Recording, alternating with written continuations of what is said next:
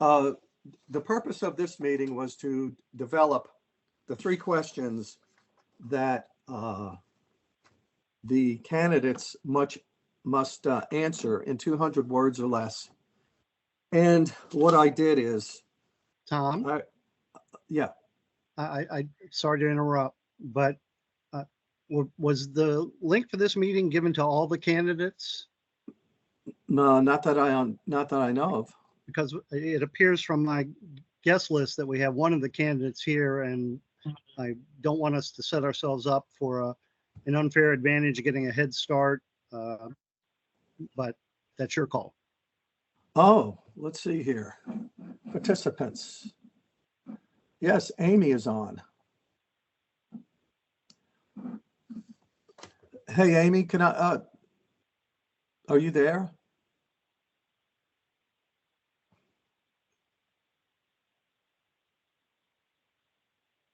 Oh, she's not responding.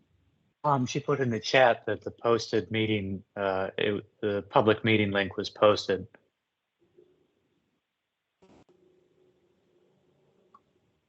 As is our procedure for all committee meetings. She had just responded to me in a note that she can't respond. She can't write. Okay. Well, we're going to continue on anyway, because at the end of this meeting, the questions are going to go out to the committee. I mean, to the candidates. So let's see what we have here. First thing is the questions. One of them that was suggested by I'm gonna have to print this out so I can stay in view with everybody.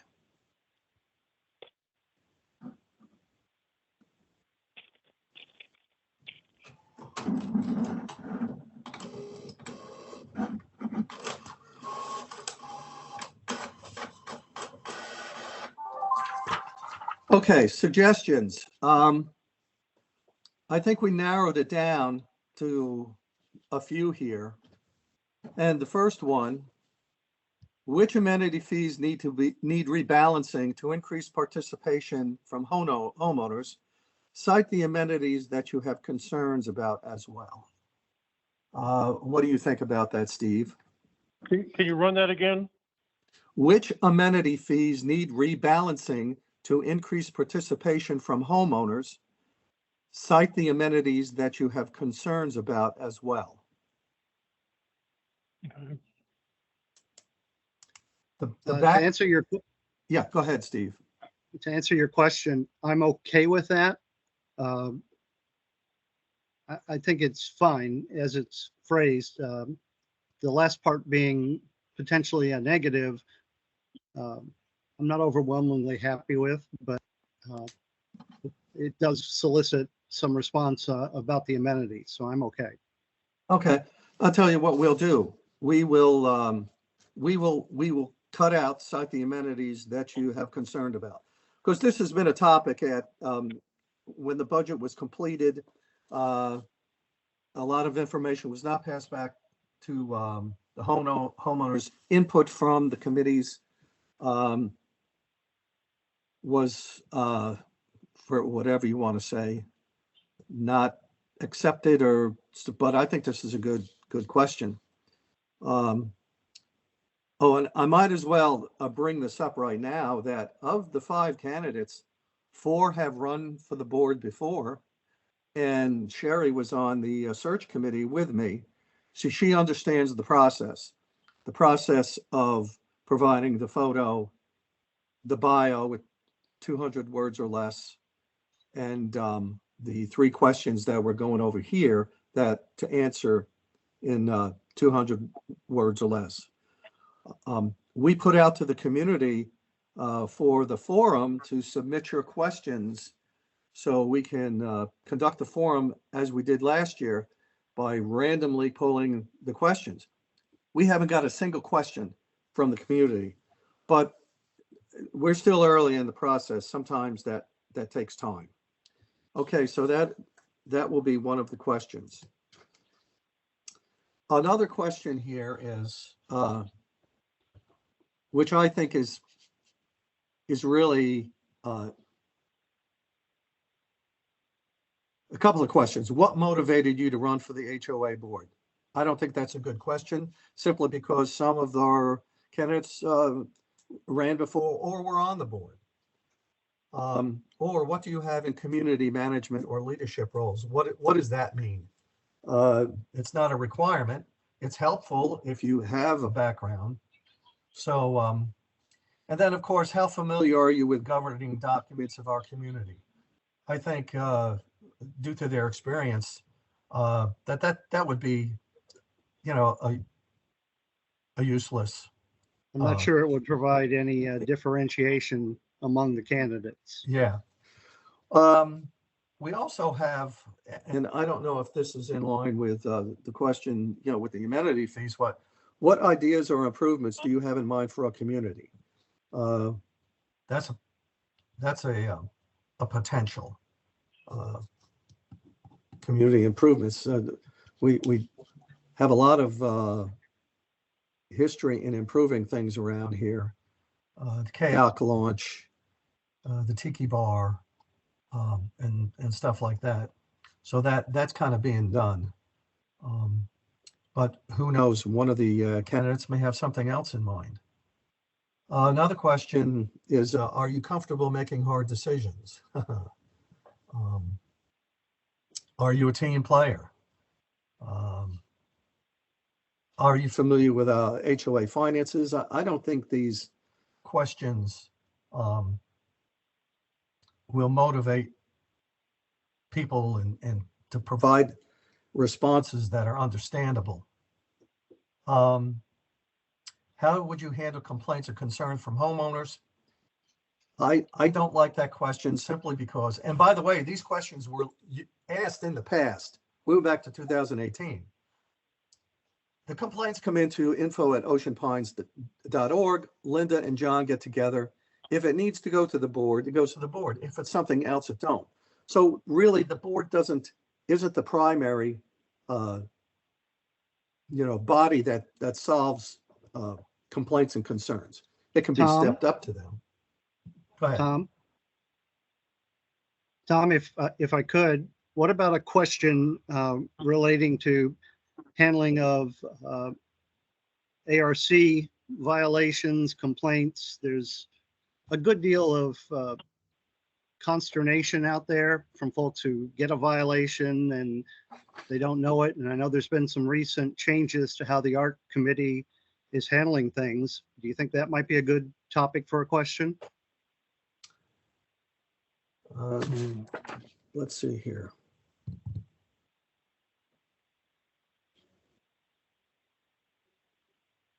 Can we go back to that second question you were talking about a minute ago about the skill package or something? What if that just was something simple like, what do you bring to the office in terms of experience? It's kind of open-ended, and let them tell you what they think is important. And when you read their answer, you'll know if they've given it any thought or not. Well, it just strikes me as being a little less cumbersome.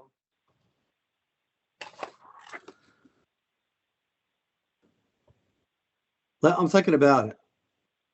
Okay.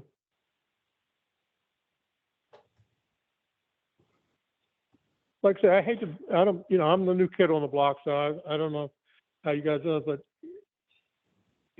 my thought here would be everything just simple and straightforward. What do you bring to the office that you think differentiates you from the other candidates? And then ask them what they think is the most important issue facing, Ocean Pines, and how would you address that? And maybe something about the budget. Let them know that there's a, that's a significant item here. I would write very short, direct questions with simple answers.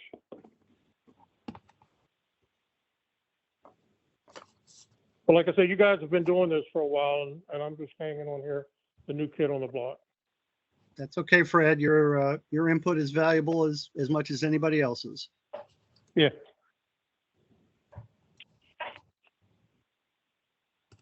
What will you bring to the office that differentiates you from other candidates?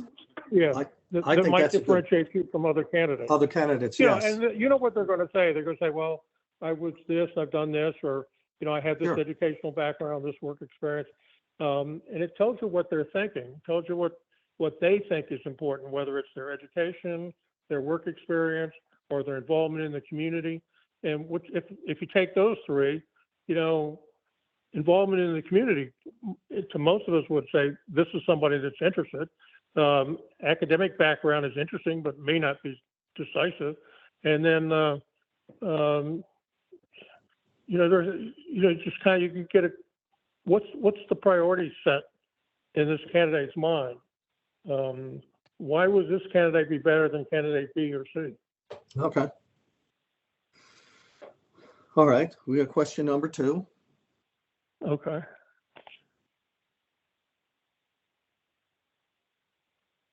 And then, like I say, I would just say, you know, something simple like, you know, what do you see as, where do you say the Ocean Pines is going to be in the next year, next 5 years? What's the most important thing facing, or the first most important condition facing Ocean Pines, and how would you deal with it? You know, if they say if they're smart, they'll say something about, you know, trying to balance the budget and trying to balance that with people's expectations. Okay, I'm still reading here. Some of the, I don't want to ask any questions that were asked because some of the questions are what improvements or what will your priorities be in the next 2 to 3 years? But what I get back to Steve, what steps would you take to ensure the community is following ARC rules, ARC rules, Architecture Committee rules?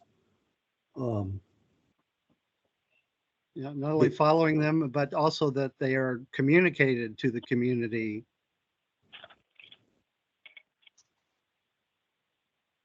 Tom, if you're looking for another possible topic, I'd be very Yeah. interested to hear the candidate's thought on balancing the needs of part-time residents with those of full-time residents. That sometimes becomes I won't say they're competing interests, but they certainly can be different depending on which. You know what? That's a Yeah. good question. Mhm. Well, you know, That's what you my pay me the thought is big bucks for. Yeah, but that's kind of like a divisive kind of questions. You know, if you start setting up, you know, category of importance with, you know, part-timers, full-timers, I think those situations are going to continue as long as Ocean Pines is here. But Well, they will, but the board has to address the needs of both Yeah. populations. yeah, That has not always been the case in the past. Yeah. okay. Well, what case in point, Fred, is short-term rentals, Airbnb and Vacasa and all that. Actually, the county has rules on that. If you're doing that to your house, you have to apply to the county. They come to inspect your house. They, you know, the number of rooms, this, that, and the other. Ocean Pines did not want to get involved in that simply because it was part-time, full-time, and who are we to dictate that? So he really backed out and said, okay, county. And by the way, the homeowner has to pay a fee for that. And I think it's an annual fee. So, okay, well, the heck with you part-timers out there, Steve. That's a joke. Thanks, Tom. I know where you live for a little while longer. All right, let's see here. Well, wait a minute. I'm maybe it's my ignorance is here. If the county is the one that makes decisions on, like, if you're going to modify your house or something, do they issue the permits for that, or does Ocean Pines do that? All depends on what you're doing. Some have to go to the county. In fact, some may have to go to the state of Maryland because of the wetlands laws. but pretty Yeah. much, you file an application, with the homeowners association. And in the park where you live, Fred, if you do anything, you got to go through the park and through and through Ocean Pines and up, Yeah. depending upon what you're doing. Yeah. But I mean, if somebody wanted to add a room to their building or something like that, is that something that you guys consider, or is that an HOA issue, or is that a county issue? County, It's a both. Yeah. It's a both. yes. Trust me, All right, having just done that in the Okay. past 2 years. okay. The county builder will has come to out. look at- They will come out and inspect the depth of, if you're building a deck, if you're using 4x4s, 6x6s, they have to go down. Although we don't Yeah. have a frost line here, they have to go down so far. They want to see it. They look to see if the planks are attached, how they're attached to the house. Yeah, the county gets involved in that, and there's a fee associated with it. And you're going to go through a half a dozen inspections to get approved, for your project to get Yeah. approved. Yeah, well, like I said, my thought just driving through is that the homeowner's focus, if from my perspective, is what does this building look like, and is it up to standards? I mean, is it blended with the neighborhood, or is it a mess or something? Now, who handles those kind of code type things? Does Ocean Pines do that, or is that the county? The Ocean Pines does. Ocean Okay, Pines. that's good. Well, then Yeah. you don't need to duplicate what somebody else is doing. You're doing it yourself. Yeah, Yeah, Fred, that- Ocean Okay. Pines will determine if what you're proposing to build meets all the art guidelines and requirements Yeah. as set by the HOA. But of course, the county always has a say in construction and depth of footers and Okay, Uh, all right. Oh, I those got are- it now. So if I want to make a change, I go to the Ocean Pines people, says, this is what I want to do, and they determine whether it's within or not within the HOA code. And if they agree to that, then I still have to go to the county to get the physical approval, right? Am I to getting get your that right? construction permits. Yes. Yeah, okay, I got you now. Okay, well, that seems simple enough. Well, you'd think. Mm, Yeah. I can tell you not always. Okay. Well, I found out in years past that code enforcement is something that's often undervalued, and it's I know people think of it as a nuisance sometimes, but yeah, if you don't have a code and you don't keep it up, then there's no sense in doing it. But I think I'm getting away here. So anyway, we got a couple of general questions you like there. Well, how about, I'm looking at question number 31 here. What steps would you Yeah. take to ensure that board decisions align with the best interests of the community? With Mm. board decisions or what? Align with the best interests of Oh, the okay. community, Okay. because not all board members agree. Yeah. And Well, that's why you have a vote. yeah, that's true.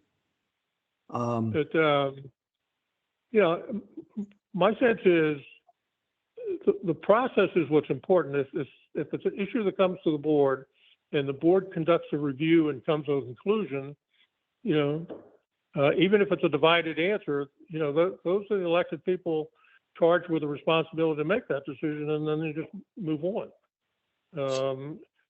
So what you're saying, if you Fred, is go that when they beyond that, vote, then you're going it to is in the best rehash the interest. same thing over and over.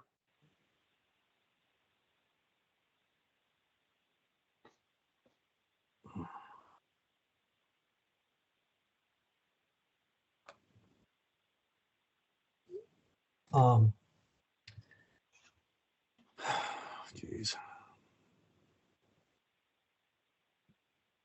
What is your vision for the future of our community?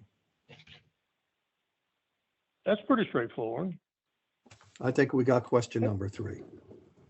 Yeah, that's why, you know, if I'm going to vote for somebody to be on, I want to know where they think we have to go and why. And if it makes sense, you know, maybe I'll vote for the guy. If it doesn't make any sense, then I'll go to the next candidate. Okay, But I mean, that's, So, yeah, from my yeah. point of view, you want to know just clearly and distinctly where they sit on an issue. I mean, I'm not asking them to prejudge any particular issue, but generally, are you satisfied with the direction the Ocean Pines has been going in? If there's any changes you would like to see, what are those changes, and how would you work to affect those changes? Yeah. Okay. So here's the questions that we will pose. And in fact, I think we'll start with what is your vision for the future of the community? The second will be, what will you bring to the office that differentiates you from other candidates? And the third one will be, which amenity fees need rebalancing to increase participation from homeowners? And let's see what they have to say.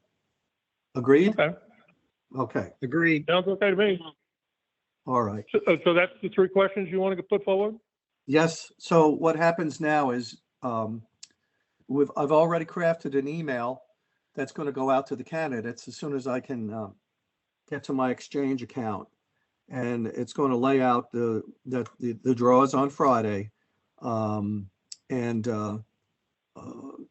give them the references for like signage. In other words, the ARC rules on the size of the signs, where they can be placed and all that.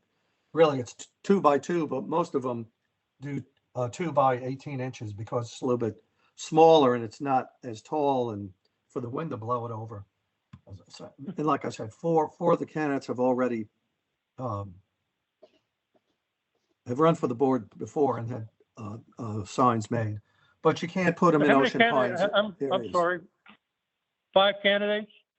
Yes, Okay, four of them have run for the board in the past, okay. or have So been on the they're- board, actually.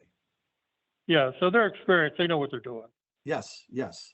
Okay, But we have to talk about that, and we have to Okay. refer them to the resolution MO6, which is elections and referendums. That's our guidelines. There's Mhm. some information in there that they must comply with, and that's about it. Steve, one other thing is that in advance for the meeting on Friday, ask for an easel with paper, because when the draw begins, you will write the candidate's name in the draw order. And usually what happens, Josh or if Joe Reynolds is there, they take a picture of it, and then it goes out in a public announcement. Josh has already Okay. prepared that announcement. He's just needs to plug in the names. Also at that meeting, you'll talk to the candidates to determine what date they want the candidate forum. That's typically done on a Thursday night at 6 p.m. at the Golf Country Club. Okay. And so at a fairness, let them all have input, because some people course. may be out of town and all that. And by the way, if a candidate is not there at the draw, we draw for them. In other words, one of the Okay. committee members sitting there will pull the card, and that'll be there. And that's Okay. happened in the past. And in All what order do they select a card? In alphabetical order right now. Okay. Yeah. Just wanted to be sure I'm following the precedents we've set. Yes, alphabetical order. All right, Mhm. that's about it. Any questions, any comments from anyone out there? No, All right, just so- one. Go ahead, I'm sorry. You go ahead, Fred. So the next time we're going to get together is Friday at 2:00? Correct. Okay. At the admin And building. at the that blue point, room. okay, I got that done. Can I ask you an off-the-wall question? Because I noticed a lot in the last election. Does Ocean Pines have regulations about campaign signs and where they can go and where they can't go? Yes, and that's what's going to be discussed on Friday Okay. during the draw. In other words, Okay, you have to have an owner's permission to put their Right. sign on their property, and you can't put it on any Ocean Pines or HOA common areas. Right. And that's what I was just saying.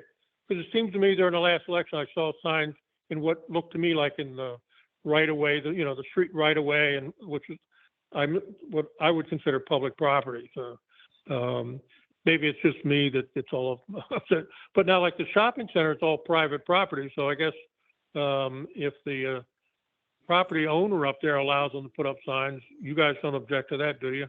We do not, because it's their property, Okay. and you'll see signs for power washing and yard sales and all that kind of stuff on Macklin Creek Road until you get into the Ocean Pines part of it. All right. So the only prohibition then is on any public property. Well, Ocean Pines own property. Public Okay. property, if you come out the north gate and across, and there's that big tract of land that's going to Yeah, become I a see shopping that. center. People are going to put stuff Yeah. there, and there's Yeah. no objection to That's that. private property there, right? That's correct. And hopefully they got permission for it.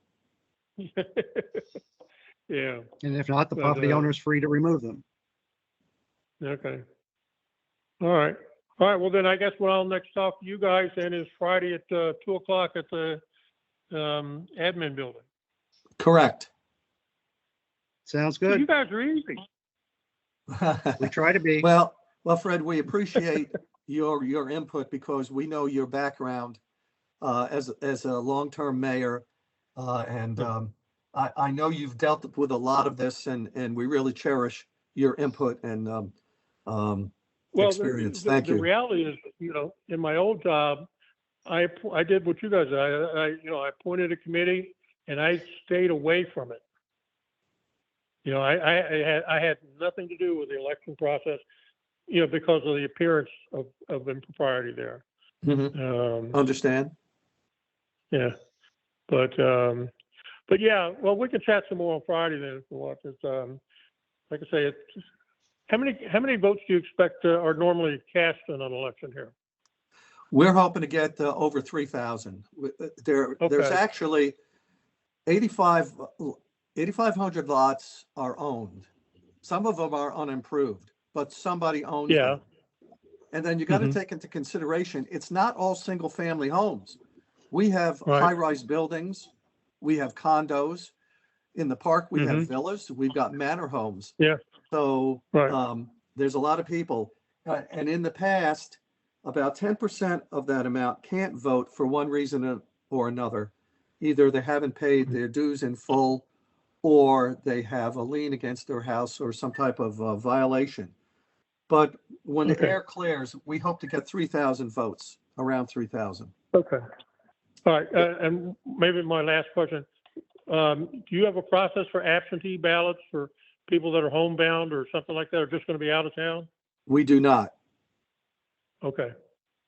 Okay. Yeah, All of you send everything out by mail, right? that's correct. Everything goes out by the US Okay. Postal Then Service. that problem takes care of itself. Well, we'd like to think so. The post office has their own issues but Yeah. we're going out with those envelopes early this year.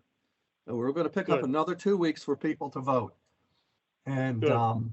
this year they can vote online, or they can mail their ballot back, or there will be a drop box at the police station that's open Okay. 24 hours a day, where they can drop their. That seemed to me that's where I voted last time. Yes. And what happens is we overnight express mail them to the contractor. And we're pretty tight Okay. on that. There was about 400 last year that we picked up Yeah. over the time. So we keep that in place. Well, like I because say, the it's hardest part expected. of this is not only to be right, but to have all the appearances right. Yes. Because, as sure as God made little green apples, somebody will complain about something. Hey, I can guarantee you. we understand. We try, All right. as volunteers, we try and do the best we can, but sometimes, you can't please all the people all the time. When I first got in this business, I learned from two smart people. Abraham Lincoln said, "You can't make all the people happy all the time." And Harry Truman said, if you want a friend in this business, get a dog. So I figure those are the Okay. rules to live by. Yeah. All right, well, look, then I'm looking forward. I'll see you guys on Friday. Is this a casual thing, or Yes, so I can show up in my shorts and t-shirt? yes, yes. Oh, it's going to Okay. be recorded and I want put to on make sure I'm YouTube. prim and proper for you guys. Okay, everyone, thank you. All right, see you later. Bye-bye. Okay, yeah.